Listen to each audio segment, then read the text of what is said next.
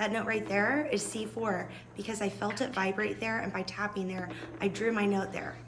It should never be a mystery if you're singing on pitch, and I have a method that will show you exactly if you are, and if you're not, show you how to get there quickly.